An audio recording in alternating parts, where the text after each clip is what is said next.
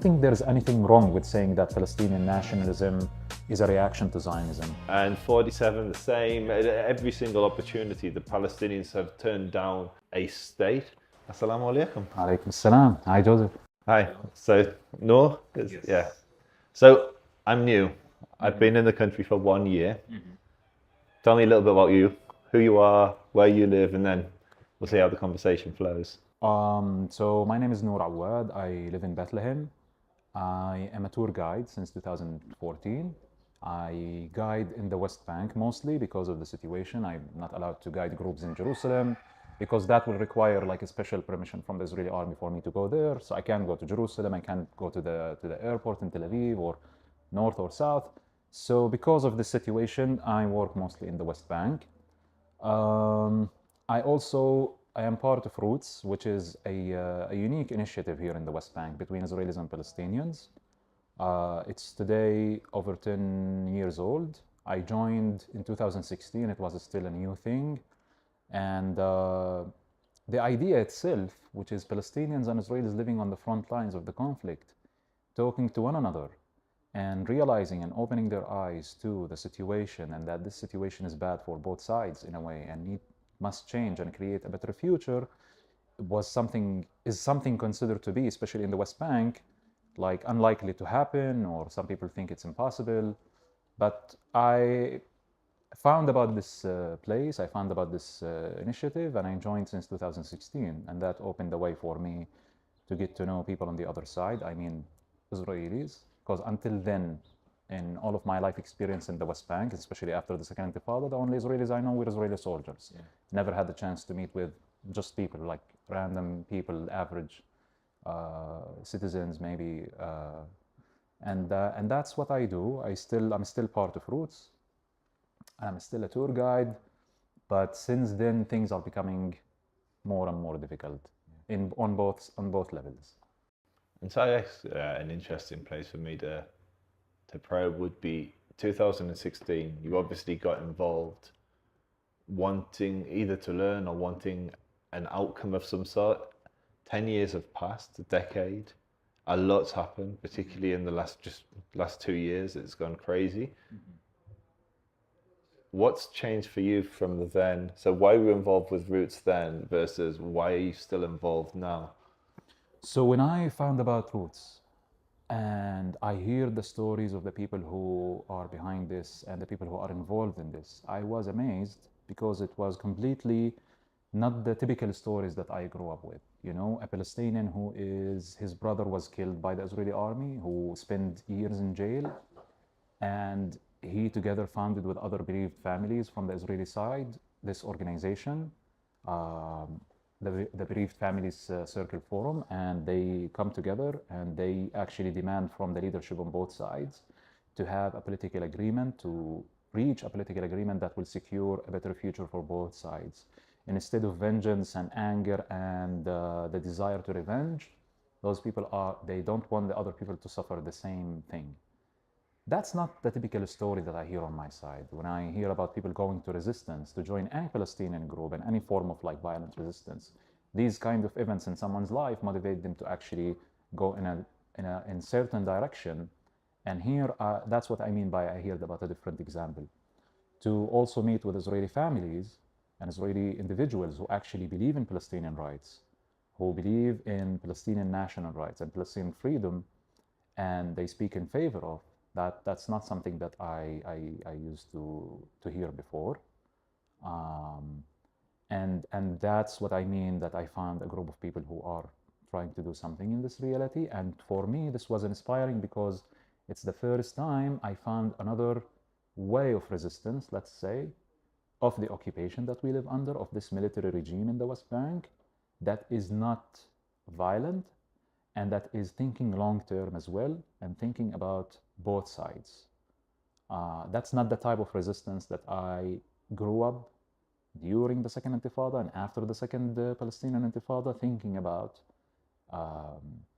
It's kind of like I find it to be based on humanizing the other side. It's smart, it's also brave, because it requires you to get out of your comfort zone with your only narrative and the only truth that you know, and find a way to accept also the legitimacy of the truth of the other side. And that's why I felt inspired. And I joined. And you're right, things did not, since then things did not on the large scale, it did not become any better. Things got much worse. And because of that new perspective that I gained as someone who you will call maybe a peace activist, I start to see how the political and the politicians and the political so-called leadership is actually not working to resolve this problem, but actually working on the problem, like basically benefiting from this situation, increasing more racism and hatred between both sides, and I grew more critical of the political leadership. And as someone on the grassroots, I felt motivated that we should build something on the ground. The solution for this conflict should come from the people, on the ground. And the last 2 years, the events that happened since October 7th and the war, it's just made it extra difficult, extremely difficult. And even on the organizational level, even on the personal level, the sense of safety, the sense of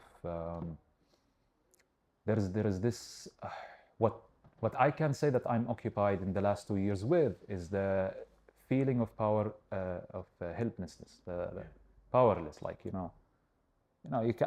what I'm talking about is far away from the reality outside. What do I mean how can I talk about peace and talk about coexistence and accept the other side legitimacy when there is still occupation, and it's even worse now? There is settlers attack, there is settlements expansion, there is like taking over the land, there is no hope for peace in terms of like that we will get our national rights as Palestinian people. So I feels very alienated, like the reality from what I was doing in the last couple of years in my life in this role. So one of the things that's interesting for me in what you've said is, I guess you can divide peace activism into two camps. Or at least that's how I would view it. There's peace activism. There's me and you. We live in this land. Can we coexist? Can we live alongside each other? Can we get along? Can we have a coffee together? Can we talk religion? Can we talk football, sport? And that's just, can we coexist? And then there's the other side, which is more solutions focused and much more political, and which is there's an idea that you're working towards. And so listening to you, you're very much, from what you've described, you're motivated by the latter. You're motivated by how can I bring about a political reality that I want to see, which you described as an end to the occupation, a Palestinian, I'm assuming a Palestinian state. And I think that's the bit that's most interesting for me, because if you look at polling from Israel, with every war, support for the two-state solution gets lesser and lesser and lesser. And my question to you is, as someone who's living here, who was working towards something which is becoming less and less achievable, at least what you were working for, which is both sides working towards maybe the Oslo idea of a two-state solution.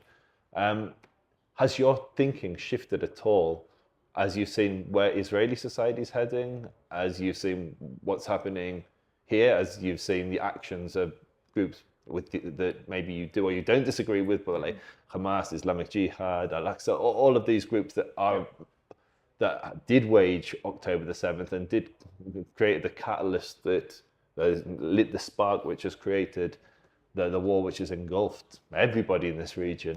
Has your thinking changed at all? So you are right. My motivation on doing this is based on a political vision, on creating a different political reality, because it comes basically from the realizing, and that's what I was talking about just like a few minutes before, understanding the reality where I am. Like me and you are sitting here, right? Where are we sitting? We are sitting in a Palestinian land, in Area C, in a room that is built according to the Israeli army illegally in a Palestinian land. We cannot obtain a permission. There is no way for us to obtain a permission, so the army can come and demolish this anytime. We don't have really power here. We have electricity, but that's through solar panel, and that's a solution, but it's not what it should be. And we are not connected to water. We bring water trucks to. So we are here in the West Bank. We are not citizens of the state of Israel. You are. I am not. I live under Israeli military regime and the Palestinian Authority. And the Palestinian Authority that's supposed to become a state, who never became a state, cannot provide me with any protection. So there is so many examples, and there is the reality itself. Me and you, we are not on the same ground. If we were inside Israel, maybe that would change the situation because I will be an Israeli citizen, and it might be it will be a different situation. Because there is also the question of identity, but put that on the side.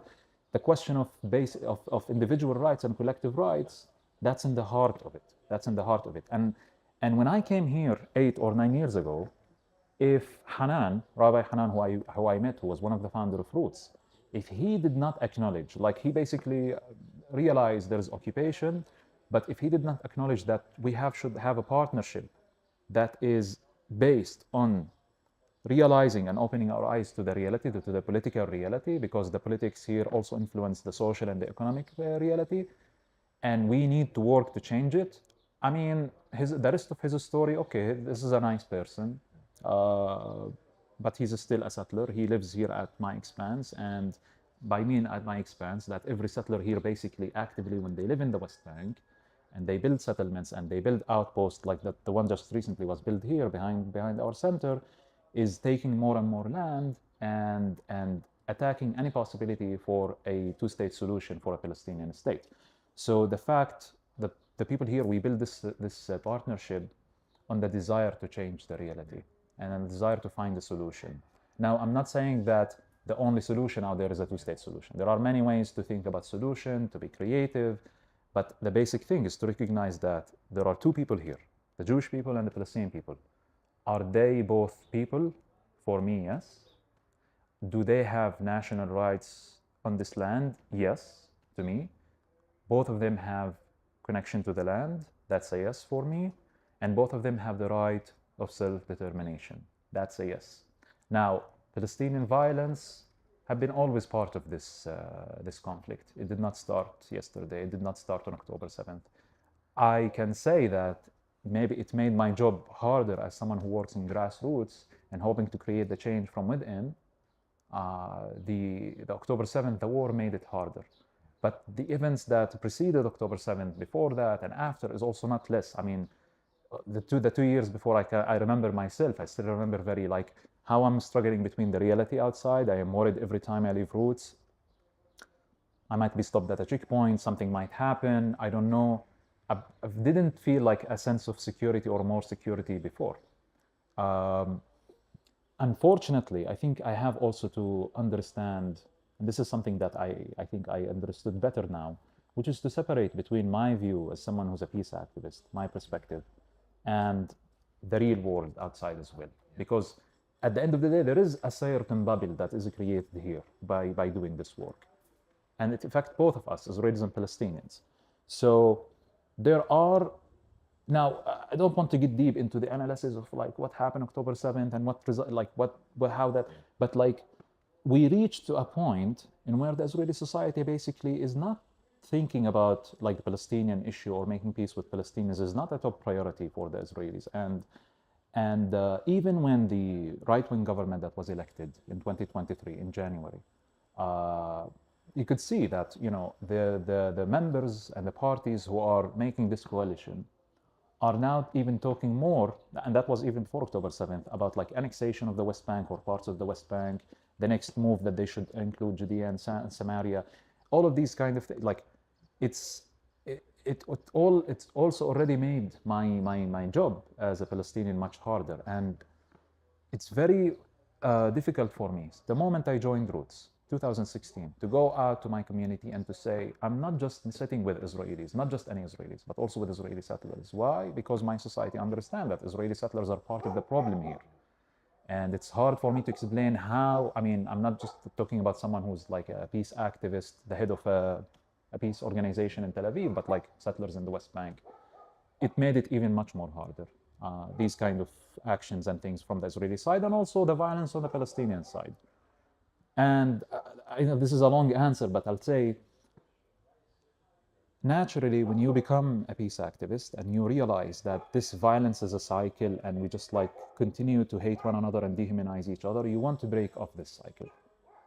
And at the same time, I had to find some balance. But like but the international law says we are a people under occupation. We have the right and legitimacy to fight for it.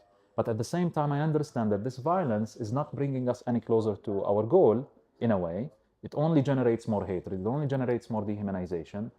So I felt kind of stuck between those two things. But I think I found a balance in where, as a peace activist, I think I have to break this cycle of violence, not to support it, and to find, that's why I described the first time when I learned about roots as a non-violent way of resistance.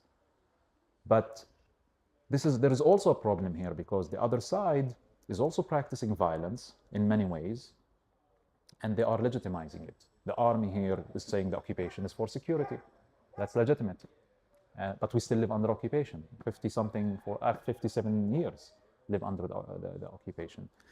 So it's really hard to live with all of these things at the same time.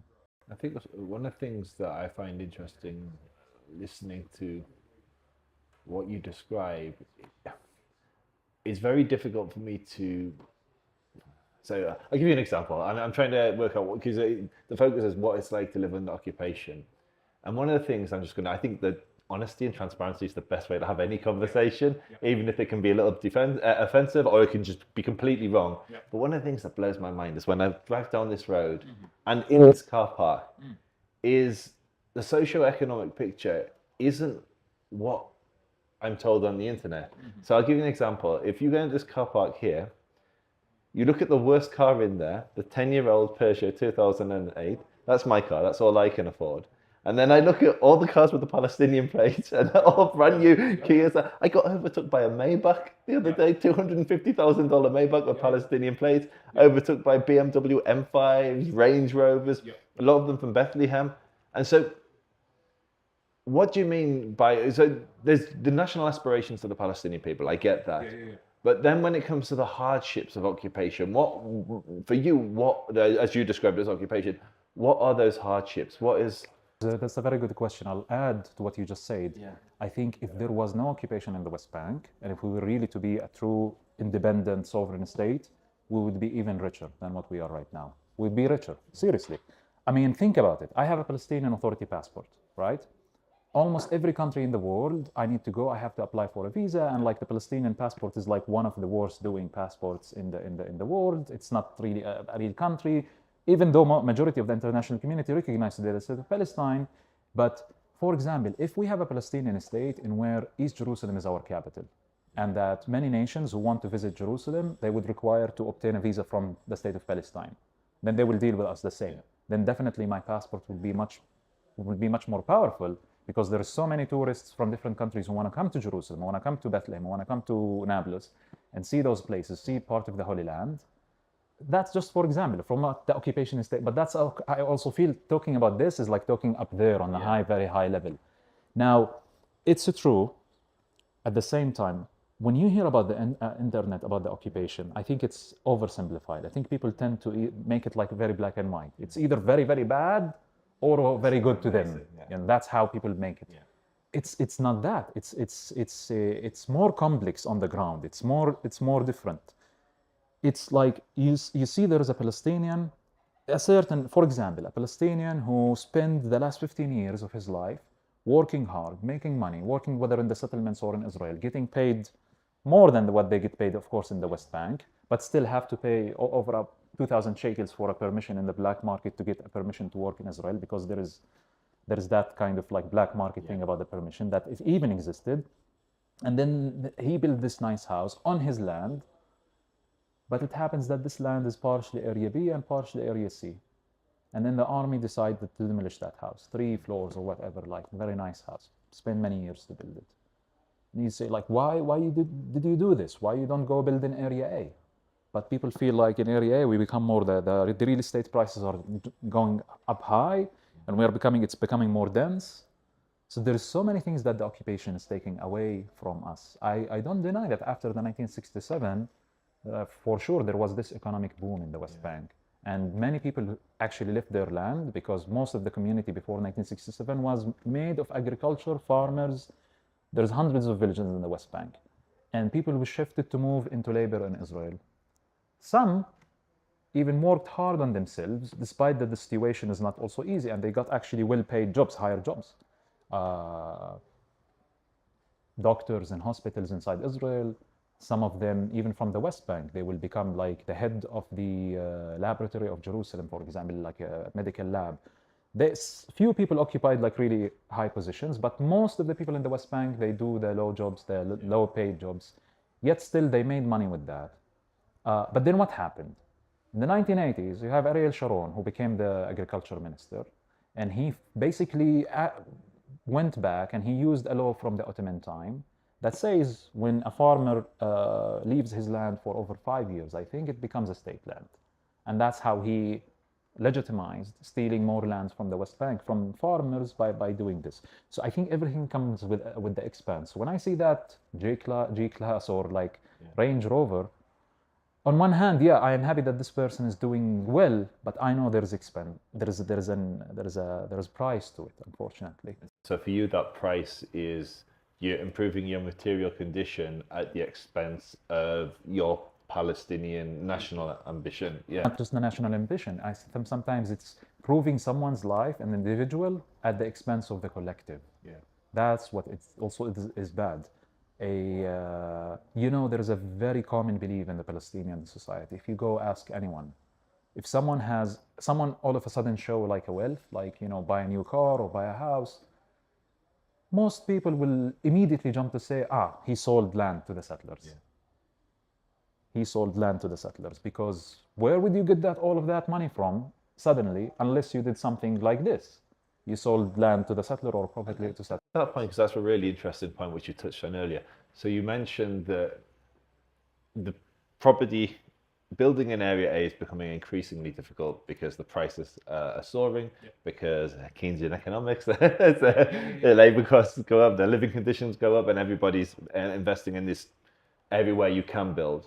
You then got Area B, Area C, and so if a Palestinian sells his property to an Israeli, and the Israeli launches a legal or an illegal outpost, depending whether they get state permission to build there, but it's their land. For you, they've purchased that. For you, what's the difference there between the Palestinian that's building illegally and the Israeli that's building illegally?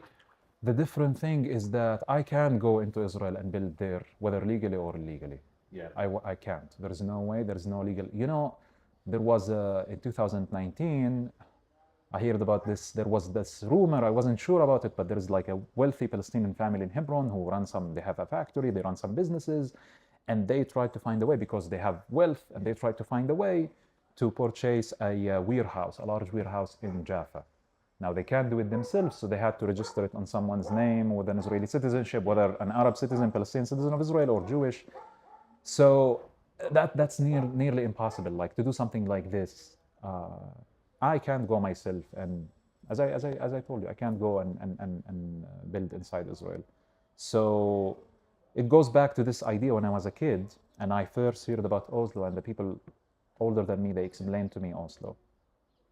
And I know like the history before that. My grandparents had to leave Malha, and we lost 1948. We call it 1948, beyond the Green Line, that became the state of Israel. And then they say, okay, now we have negotiations for 2 states, and we are negotiating in the West Bank. And my immediate reaction, as simple as a kid, I was like, why we are negotiating? But we took the 22% in the Oslo agreement, and they took 78% of the entire land, and we still have to negotiate for the 22%. So I felt like even the little we have as Palestinians, we still have to negotiate to get some of it, and not all of it, what we deserve. And so for me, what do you deserve? What do you believe the Palestinian people, because you talk a lot about coexistence and both people belonging on the land, but you then also at the same time talk about Malcha, which is a neighborhood in the south of Jerusalem, as your family coming from there. Do you think you or the Palestinians have a right to all of the land, but you settle for less in the name of peace? Yes. Yeah, so I think that we have definitely a connection, and a strong connection, without even like start to give descriptions to that connection. We have a connection to the entire land. We once and for a long time lived on the entire land. Our identity evolved on this land.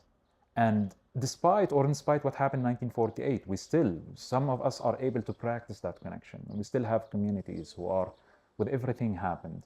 And I think when it comes to us as a nation, prioritizing the idea of having independence and not have to live under the mercy of the Jordanians or the Syrians or the Israelis or wherever in the world, and to live as refugees, to have our own state, then we have to find a way to make a compromise. The problem is, in the real world, when two parties are negotiating and one party has the power, the other party doesn't have the power, that compromise will never be in the favor, or it will not be just to the side who doesn't have the power. This is where I kind of disagree, because I think Israel has been incredibly compromising. And you're right, Israel holds most of the cards. They've got one of the most powerful militaries in the world. Economically, it's strong. It's a cohesive society. It's going to be very difficult for the Palestinians to militarily uproot the state of Israel, close to impossible. So Israel is holding all of the cards. Yet despite that, you have something like Olmert, where he offered Abbas in 2008. He offered him most of the West Bank with some border adjustments. I don't know how that would have left this particular place out, because we're in Gush Etzion, and Gush Etzion would have been one of the places that would have been swapped for Palestinian, for Israeli land, and it would have been part of the Israeli state. So it was most of the West Bank, East Jerusalem is the capital, the old city in the Holy Basin under the custodianship of the Jordanians, the Israelis, the Palestinians, the Saudis, and the Americans, to protect the holy spaces and the rights for everyone to pray there. So basically, they were offered absolutely everything, and Abbas said no. And so that's an example of where I think Israel has offered genuine opportunities for the Palestinians to have a state, and the Palestinians basically is, and you'll have a different take of the history, but if you start in 37 with the Peel Commission, the Palestinians or the Arabs were offered over 90% of the land, and they said no. And 47 the same. Every single opportunity, the Palestinians have turned down a state. And so I guess throwing that back to you, like when I look at I want you to convince me that I'm wrong. When I have a conversation and I meet someone who has different lived experiences with a deep knowledge and a deep personal knowledge and personal experience of this conflict, I like to be proven wrong. But from my perspective, the reason why there isn't a Palestinian state isn't because of Israeli settlers. It isn't because of Israeli unwillingness. It's because the Palestinians or the Arabs at every opportunity have turned down that state. Would you say I'm wrong? Do you have a different take? If you are saying every time, I'll say you are wrong. If you say there are some times, I'll agree with you. And here's the thing. So I also wouldn't want to argue against like the military uprising against the Israeli, because, to be honest, so what Hamas did in the Al-Aqsa flood in Gaza Strip and everything that happened, if it was a different country, if it's not Israel, and if it's not packed and supported by the US government and by the Western countries, I think it will be a different story. I don't think that the war would last until now. I think that state would have come to a political agreement. I mean, that state, meaning the state that will be instead of Israel. But we are stuck in a very unique situation. One image came after October 7, made me realize that the occupation we live under here is an American one. I mean, literally an American one.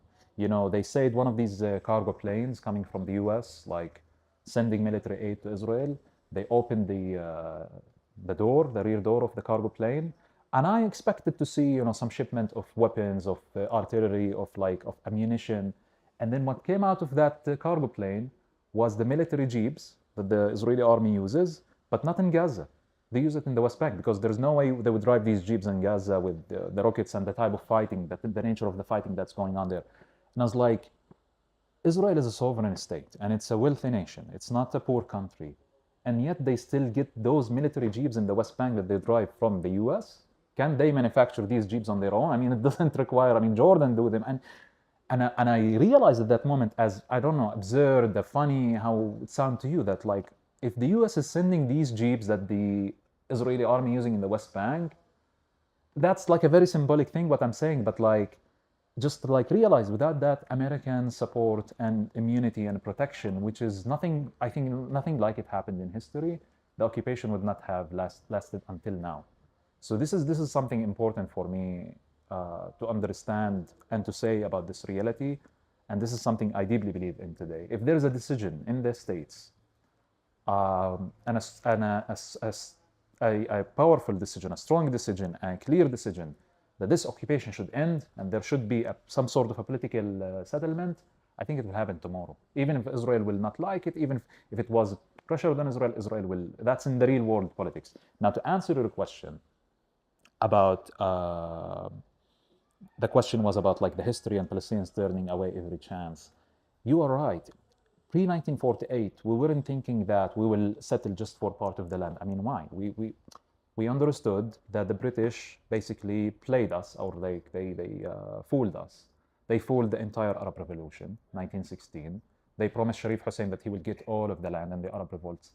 And the people in Palestine, I will say, they will not all necessarily supporting the Arab revolt. Some of them, I think the majority in Palestine, 1910s and 1920s, they were against the Ottoman Empire itself, but not necessarily the Arab rule of the land and the Muslim caliphate. There were different voices. I can give you examples. There are some of the pioneers of Palestinian leadership who wanted something similar to the nation state in Europe, and they were very inspired by what happened in France and later. And they said, let's be the people of the Levant because we have so much in common. Basically, Syria, Greater Syria, and Palestine, and we are different also from the Bedouins. Let's have our own kind of state or empire because we have so much in common culturally and language, terms of language. And then there was one stream of Palestinian nationalism that's more traditional. That's not the sons of the wealthy people who traveled to Europe and saw what happened there, but also the ones who are here and who suffered from the persecution of the Ottomans and said, the Turks should not be the ones who lead the Muslim Caliph, but it should be from the Arab people. And when we come to the 1920s and 1930s, we began to understand that the dream of having a Muslim Arab-led caliphate is maybe too big to achieve right now. And that's where the Palestinian leadership start to awake, or start to understand also the uniqueness of the situation in Palestine. Of course, at those years, Zionist movement emerged in this conflict, and that even increased the fear and the concern among Palestinian leadership. So by the time we get to 1937, we are fighting British colonialism. That's how we understand British colonialism. And we're fighting one branch of it, which is Zionism, which is motivated by the colonialism. That's how Palestinians understood. The Palestinians were not what is Jewish identity? Jewish is like a Muslim, like a Christian, like you are like a religion, people of faith. But why these people from Europe, with Herzl and others coming and now saying that they want to take this land, was really impossible for the Palestinian national movement to digest and accept. Now after, that's the battery. It will go off. Maybe I should wait it. Should we just wait it out then? I don't know what happened when it goes off. I'm joking. خلاص. Yeah. So I think, and also you are in 1948. I think what happened was also a big chaos, because by big chaos I mean almost over in 2 years period of time, you have 65% of the population all of a sudden becoming refugees. They lost their home, they lost their villages, and their top one, the top one demand wasn't now for creating a state, whatever that state will be called. I was I want to get back to my home, to my property, to my land. 50% of the prisoners in Jordan prisons in that decade, 1950 till 1960, 50% of the people who were imprisoned were Palestinians who preached the ceasefire line in order to go back to look up, to see their fields and to their homes, their properties. My grandfather did not go back to his house until after 1967, when there was again the ability to travel to Jerusalem and West Jerusalem to see his house. And then he found a family living there. And it's known that most of the people who settled in Malha were Iraqi Jews. And because they were Iraqis, so they speak Arabic as their mother tongue, and they sat there, they had a conversation, so that wasn't the priority in those years. The priority wasn't to create a Palestinian state now. The priority was to deal with this catastrophe. And also there's something that with high sensitivity to say, which is that we fall not under one occupation, 1948. I think many Palestinians just tend to think about the catastrophe that happened and the land we lose and the villages and the cities and the homes, but also tend to forget that we also fall under other two occupations, which is the Jordanian and the Egyptian occupation. And why I call the Jordanian occupation? Because it is Jordan by force. Jordan wasn't here protecting the West Bank. Jordan by force annexed the West Bank. It made it part of the Hashemite kingdom. They made us citizens of Jordan, and we had voting rights, at least better conditions than the Israeli occupation now. Some of the Palestinian leadership fought against that Jordanian movement with the famous assassination of the Jordanian king, you know that. But Jordanians occupied us for the next 19 years after that, and that even made it harder. And I was just explaining before to the young lady who asked me, it's like originally in 1964, we were not supposed to create something called the PLO.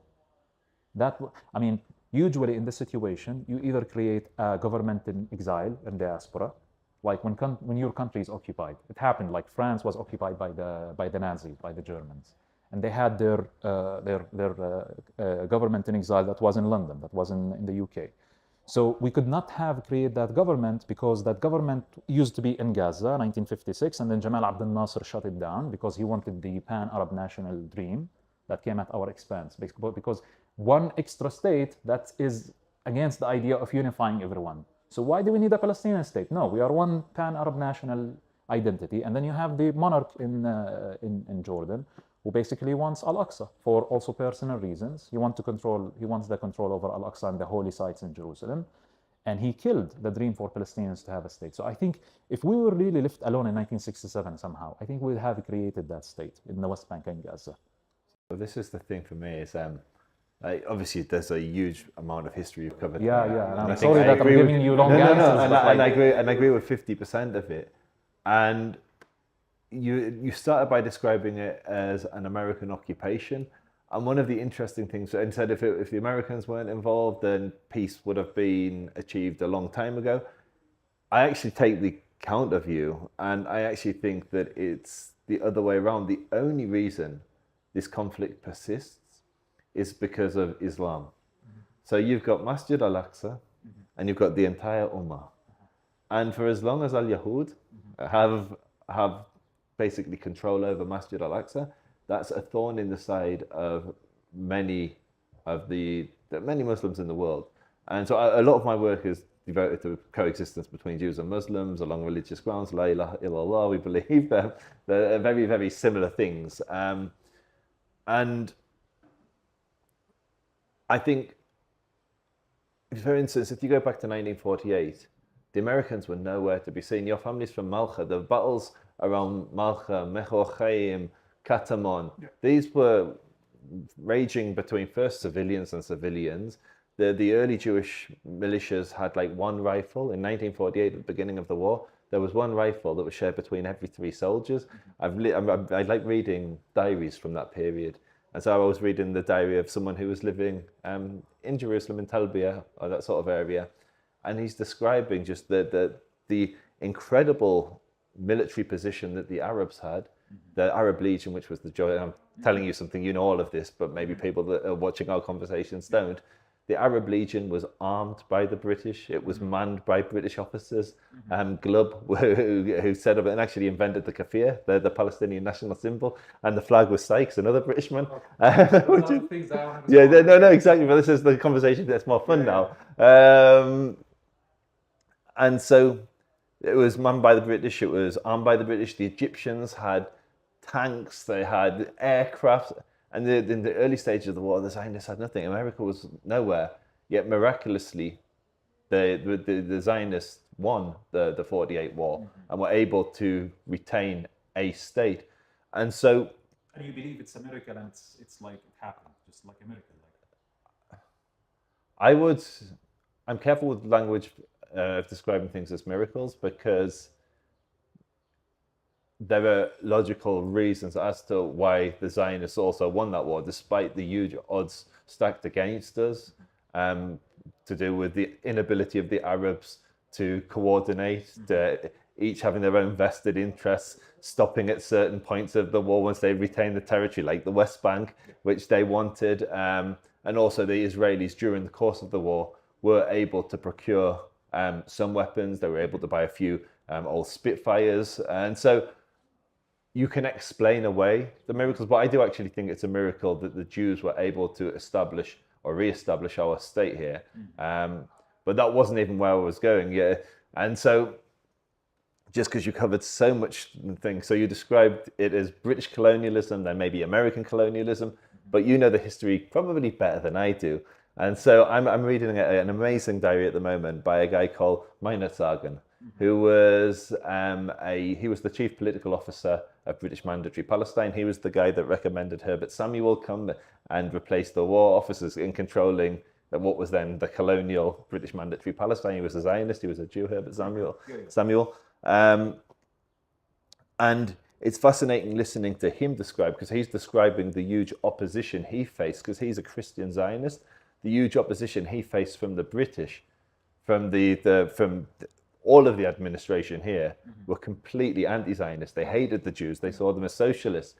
And so the British were basically the British and the Jews were at war with each other by the 40s in this land, because the British basically locked the doors of mandatory Palestine to Jews and allowed Arabs to continue to move in large numbers.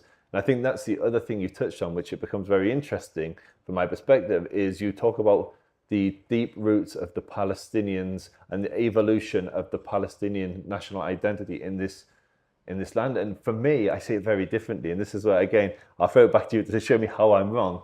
But I see Palestinian national identity as a reaction to Zionism. I don't believe there was a Palestinian national consciousness prior to, at the very earliest, you could say the 20s under Haji Min al-Husseini and the Arab High Committee, where they started seeing the Jews who'd always lived in the land. Your family's been here for centuries. So for centuries, they had Jewish neighbors in this land. The Jews never left. Exactly. They always stayed here. What they lost was sovereignty, and at times they lost the ability to live where your family lived, which was Jerusalem.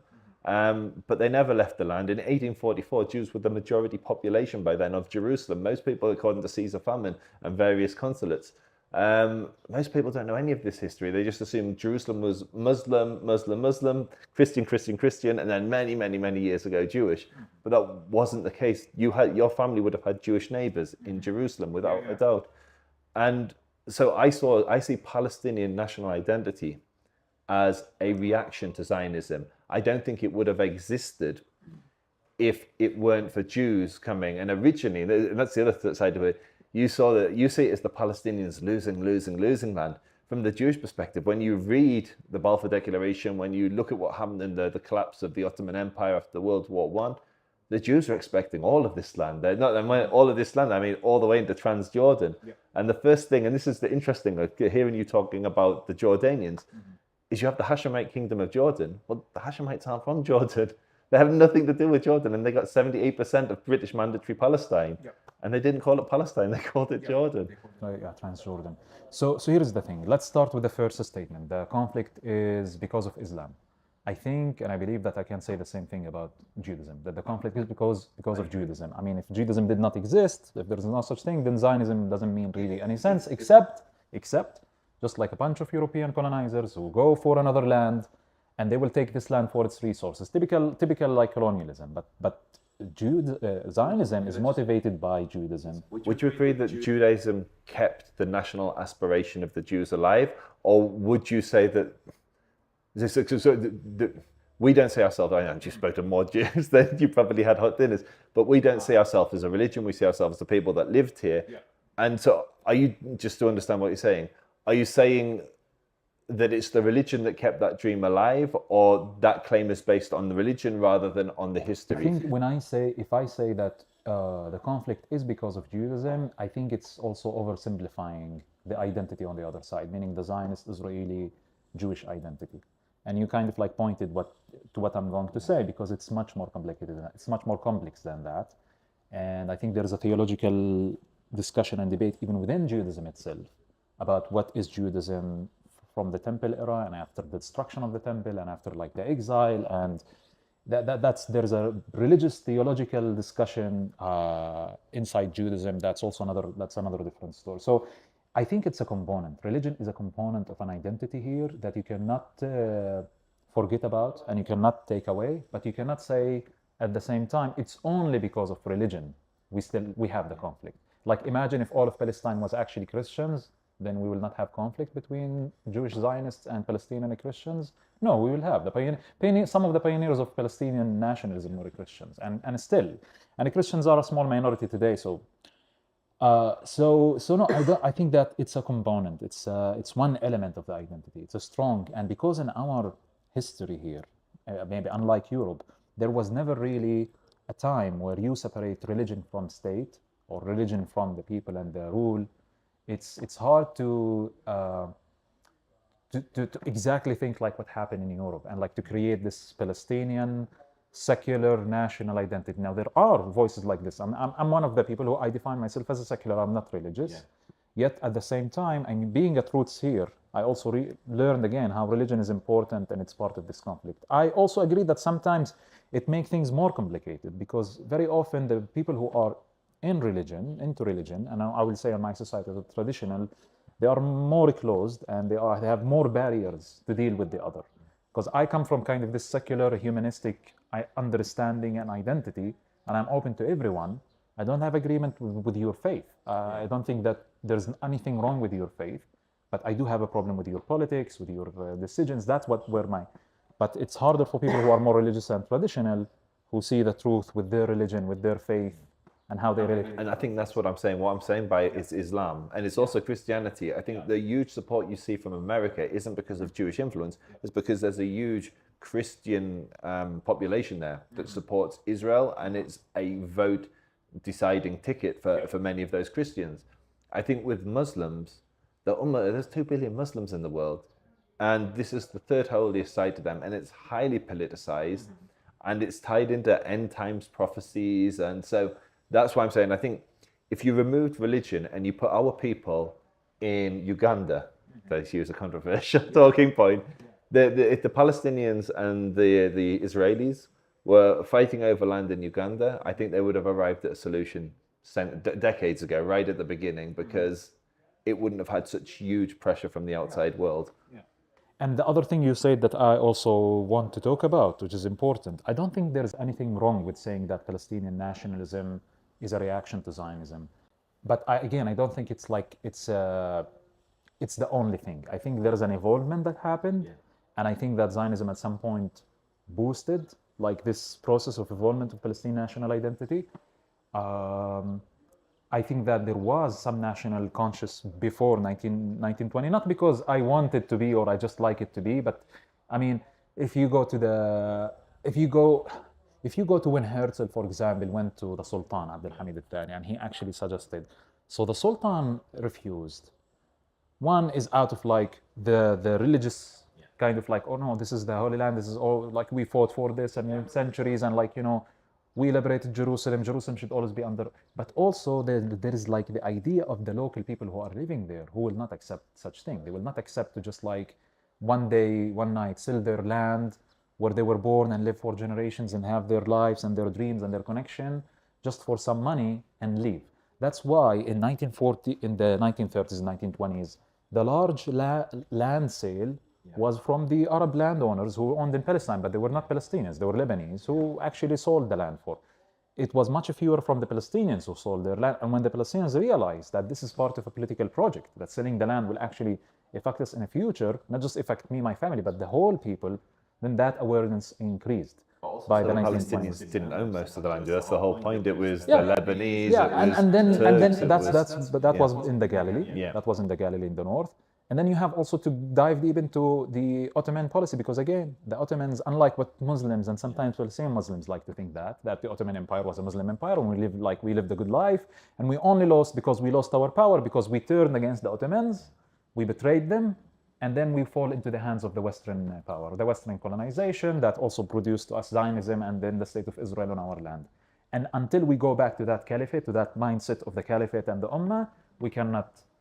That thought exists in my community. I don't agree with it. I don't. There are Hamas in the beginning of it was mostly thinking this way. It also kind of changed now 30 years after, but this Islamist also view of the history I think it's also part of what I also reject or what I stand against within Zionism as well, which is like we want to revive something that is hundreds or thousands of years old and apply it to the situation now, without learning the lessons that we as humanity, not just Israelis and Palestinians, went through in the 2 world wars, in everything that happened, in the control of the church in Europe, the monarchs, the idea of a nation state, the revolution. We want to forget everything and we want to go to this kind of a dream of we had once a Muslim caliphate that was powerful.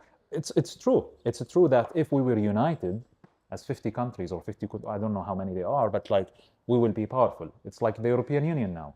But that's not my issue right now. My issue is not, I'm not in this place to say, you know, we have already a state of Palestine, we are a nation, we are recognized, we have our seat within other nations, United Nations or wherever, and now let's think about what kind of unity we want, whether with the Gulf states or with the Arab countries.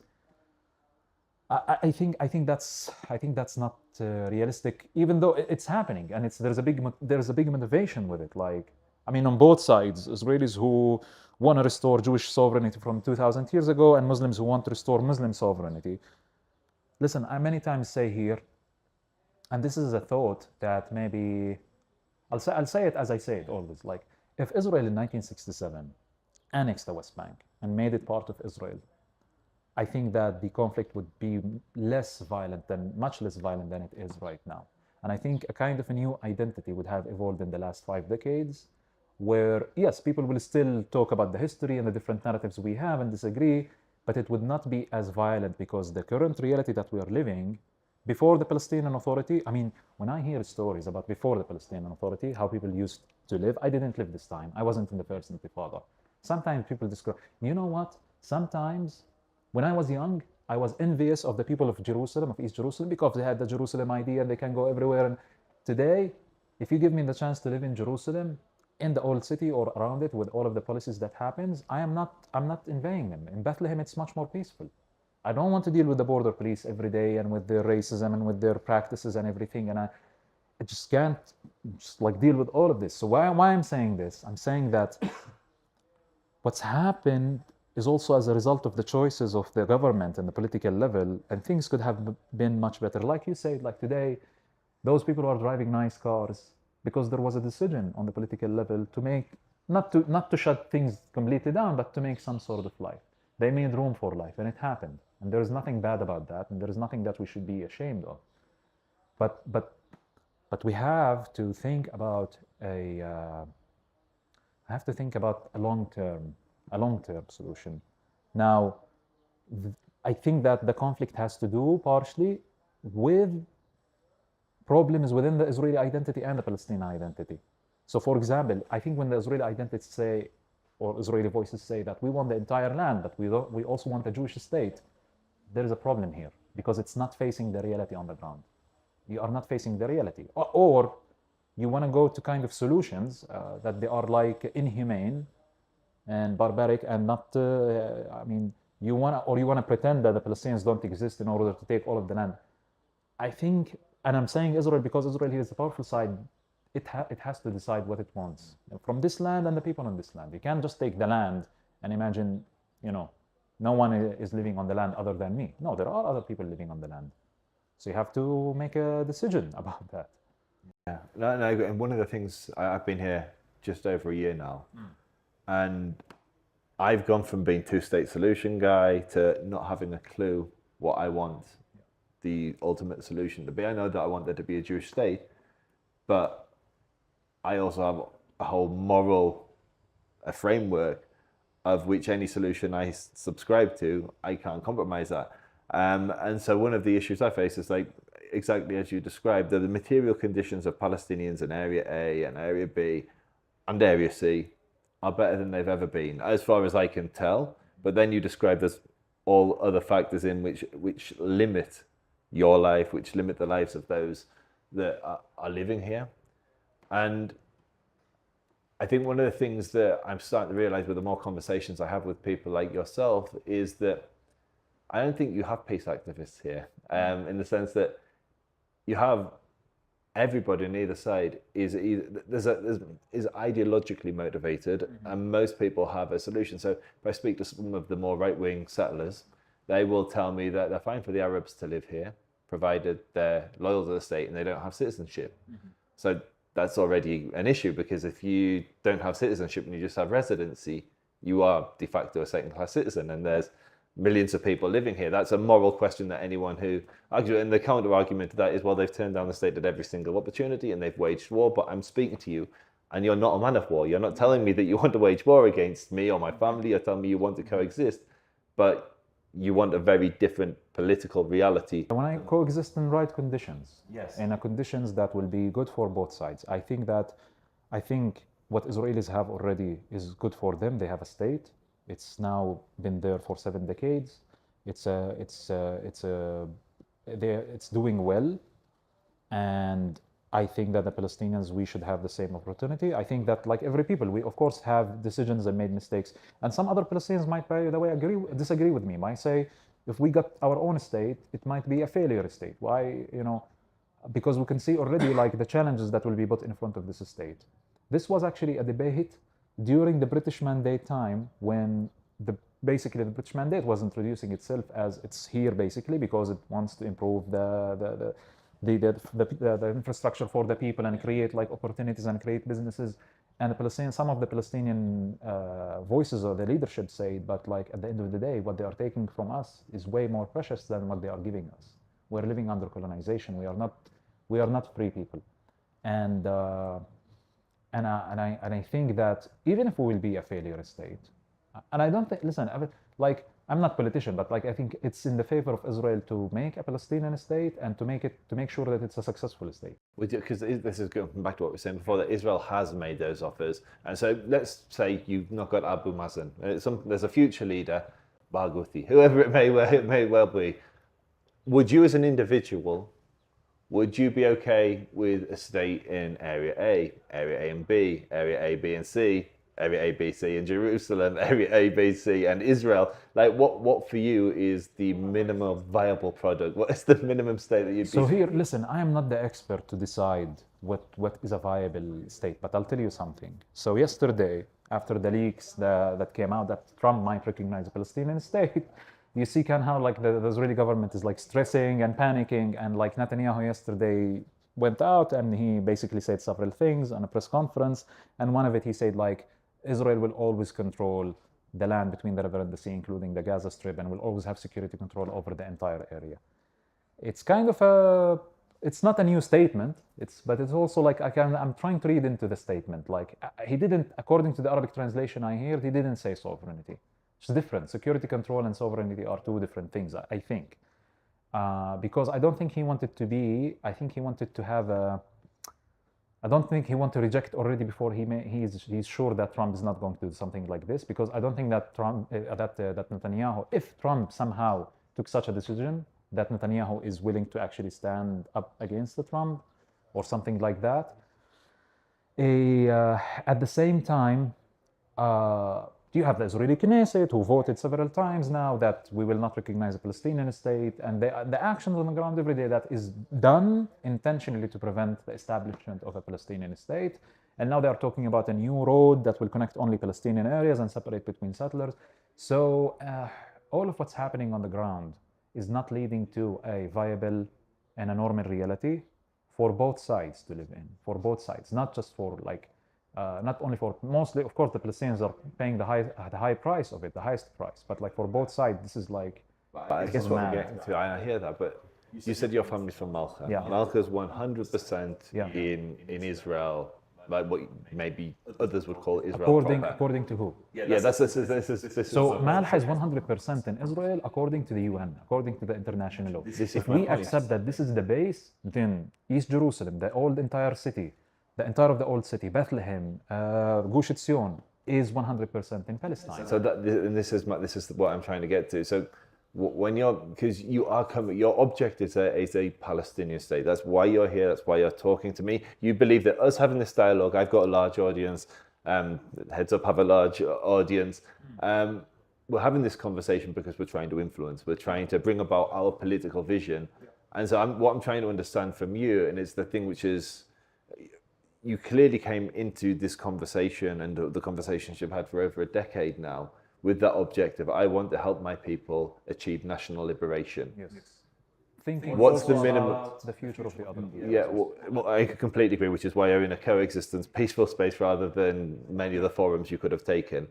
And so I guess what I'm trying to ask really directly and bluntly is, what is the minimum that you would accept? So like, have you given up on Malcha? Have you given up on Gush Etzion? Have you given up on Area B? Have you given up on Area A? Like, what's the minimum? So okay, so this is a good question, because here is actually, there is an initiative that is also kind of like the same old as Roots, almost was created at the same time.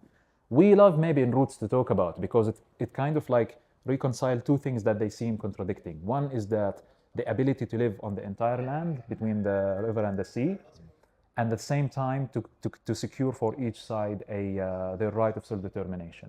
And that is an initiative called Land for All, or their old name was Two States, One Homeland, and I like the old name. But they are basically, they say, yes, we have two states, we need two states, but we can't just stop at two states, because it could be that the relationship or the ties between those two states will develop badly. It could be that this is actually, the two-state solution is also not naturally compatible with the identity of people of both sides.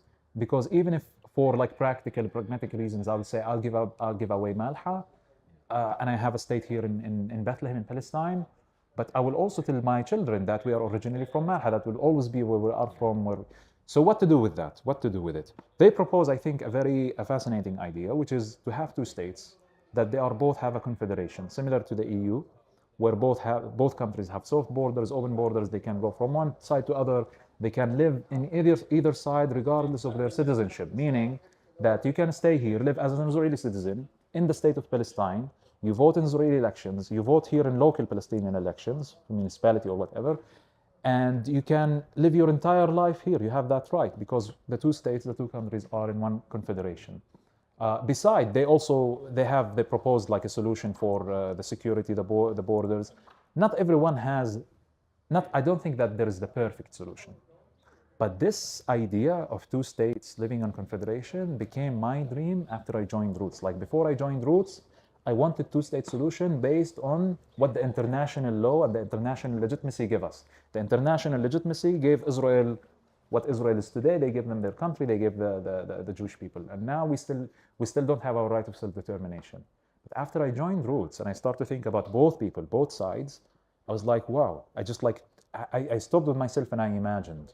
Of course, there are things that can go bad, things that can go bad. But I started to dream of such a reality where there is two countries and there's borders are open between us, and can travel in this land, and we work together, we collaborate together. We don't have to hate each other. We can live together, and we can have kind of a new education that basically teaches both sides' identities and their connection to the land. And we can have even a wider, because being a tour guide, studying about the Christian and Jewish history in the land as well, I think that was part of the process that helped me to come here and to understand better, because all of a sudden, I'm not just like entrenched in the narrow Palestinian Muslim narrative of the land, but I can also see beyond that. And I remember at the end of my tour guiding program, I was like, this should be in the schools. Like, we should take this in the schools. Like, in the schools, everyone should like learn about the history and the three religions of the land, wider than the national narrative that we created from, 1920s, 1930s until now. It creates much more respectful connection to the land, and more respect between the people and understanding. I still can't get my head around when, for example, Palestinians don't understand why, for example, Christians are celebrating this holiday. What does it mean for them? Why on a certain day in Bethlehem they close the roads and they do this and they do that? Or vice versa, or also like Palestinian Christians who don't know, or about also the Jews. So yeah, I'm kind of like giving you a lot of things to think about, but at the end, I think that's for example an idea for a solution that should happen, that could happen, and that can create a lot of like potentials for the people here to thrive on many levels. But what it requires now, where to start from, that's what we might maybe disagree on, I don't know. But like, we have Israel, it's a state already. We as Palestinians, we are not a state. We have the Palestinian Authority, and we have the lifts of the 30 years of the Oslo process with all of its problems. And we have Hamas, and we have, until we are given this equal ground that we are a state, and then we have also, not just any state, I want it to be a democratic state where people can really say what they want, and people can vote for their leadership. And then with the help of others, I don't think that we can make a solution on our own. I think with the help of other nations from outside, we can turn this place into something much, much better than it is right now. So one of my biggest, I'd love to push back, but I don't think it's going to be helpful for the conversation, is just look to all those failed confederations. You look at Lebanon, and then you look at the hatred between Jews, not me and you, but Jews and Palestinians on this land and you then throw in religion. Making that work is going to be incredibly difficult. Yeah, and that's why I mentioned several elements. One of them was education. I intentionally mentioned education because it's in the heart of it. Someone might say we can start with this now. I think in a way what we are doing in Roots, we are kind of doing that. We are starting with it right now, but it needs, I mean, there's a different, like, maybe also we will disagree on this, me and you. There's a different, like, politics is shifting, and like the US is no longer maybe the only superpower in the world, and it's not controlling everything. And also they are realizing that, and the interests of these world powers are changing. If you go to the most of the world, if you go like China, Russia, all of these states recognize the state of Palestine, and they recognize, I don't like the word of the only solution, but they say this is like the solution because there's two people on this land. Whatever their narrative is, whatever who believe he has the truth, he has the historical, both sides should get, each side should get their state with of course with an agreement and on certain borders, usually, which is the Green Line 1967. And I think that's the basic step. And from there, then we can develop our relationship. The only thing that is standing in front of this, or not the only thing, but the major thing that's standing, is that Israel has the power now. And if I was in the place of Israel, I also will ask myself, why? Why would I give the Palestinians this? Unless if I have, it's unfortunate that that's how we as human beings, we function. Unless if I have to, if I don't have to, I'll try to not go into there. Because I understand it requires like hard concessions on both sides. It requires to have like a leader, not just a politician in Israel, to make such a decision. And now if that didn't happen, well, we are just, I mean, next time, maybe we'll try to meet here. This place will not exist in the current reality that we are in now. So two more questions. First question is a quick one. You can just be a very quick answer. There's 500,000 Jews, Israeli citizens live here today. Mm-hmm. In your future state, what happens to those? Do they become Palestinian? Do they? I think that people should be offered with the options. Yeah. Either if it's important really for them to stay here in this land, and it doesn't matter which like passport and under which government and country they live in, which is I don't know. I don't think that this is like what the majority feel, but like I think they should be given the option to be Palestinian citizens with equal rights. And I think when Rabbi Fruman was one of the spiritual leaders of like Roots, was before Roots established, he did like really a smart move when he went to speak to Yasser Arafat and to Ahmed Yassin. People might think it's crazy. There's some contradiction in some of his actions. I get it. I understand why, but also it's very kind of smart and out of the box thinking what he did. I think, yeah, people should be given this option, and the other option on the table should be also like a limited like land swaps, annexation of the land that does not affect the country geographical contiguity and the viability of the state. As long as it doesn't affect that, it's fine. Then which area stays with who, that's fine. And a third option also, that people should be given the option if they want to move back to Israel with compensation from their government. I think the Israeli government is in charge and responsible for this situation, and part of its responsibility is to relocate Israeli citizens who don't want to live in a future state of Palestine and want to stay in the Jewish state. I think that the Israeli government should bear responsibility for the full process of it. So final question, and you wouldn't know it, but I run the Israel Advocacy Movement, and I should be pushing back much more, but I wanted to learn from you more than I wanted to debate you, because I think the most powerful thing we can do is actually listen to what the other side is saying, and really deeply think about what's been presented. And so my closing point, so as I say, I run something called the Israel Advocacy Movement. I have over 350,000 followers, 100 million people watched my videos last year. So I have a very large platform. And my question to you would be, how can I best use that platform to bring about peace? As a Palestinian, I always look outside and I want the people to be more pro-Palestine because I feel that will give us the leverage to deal with the situation. Yet at the same time, I understand that the more people out there, they are just like pro-Palestine, on the short term, yes, it might give us some power and leverage. On the long term, it's just like fueling the conflict in a way much more. It's like adding more fuel to the fire, adding more oil to it, investing in the conflict. Because there's nothing wrong with being pro-Israel or pro-Palestine as long as you are also realistic and you understand that this is not a football game. This is not a football match. Like one side will win and the other side will lose. And no, this is people's lives. This is like, it's also like, it might sound weird what I'm going to say to Palestinians and pro-Palestinians. It's also about the future of, even if Israel has the power and Israelis have the power, it's also about their future. Their future is also one time I had a debate with Ali here about like the right of self-determination, where I said our right of self-determination is separate from the Israeli one. And he pushed back by saying no, that the right of self-determination of both sides is connecting.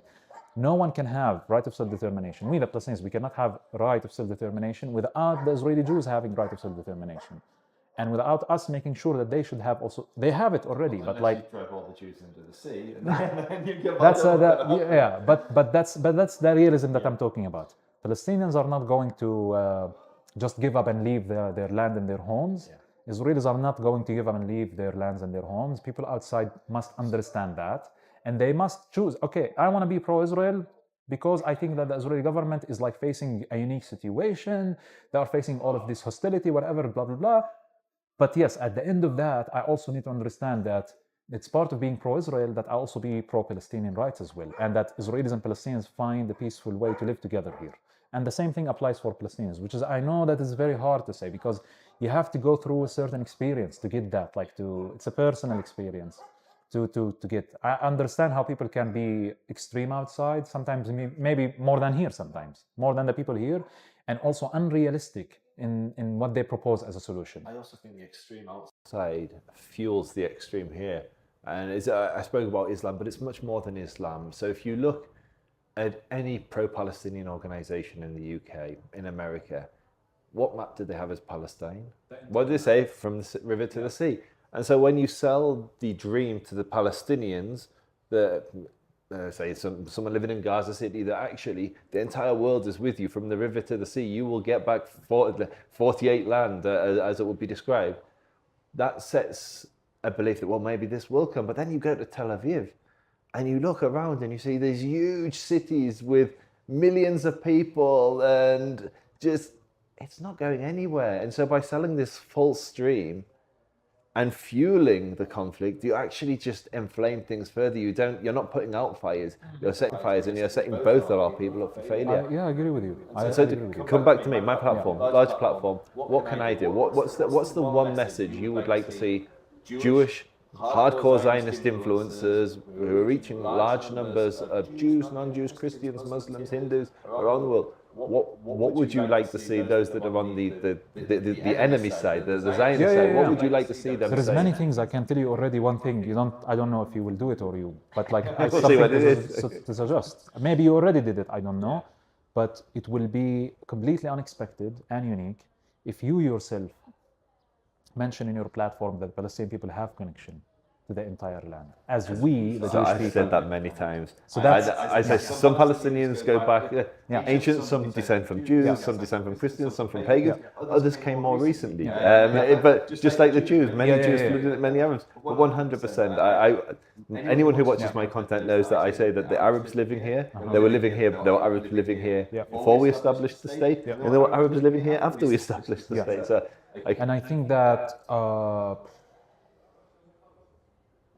one of also the other things is that if you want to influence and people outside, is that, I mean, I'm already kind of expecting some of the things that you say in your platform. I'm sure that you said all of this already, but that Palestinians are also required to give an answer. Like kind of I give an answer right now also to the Jewish connection to this land, to the Jewish people.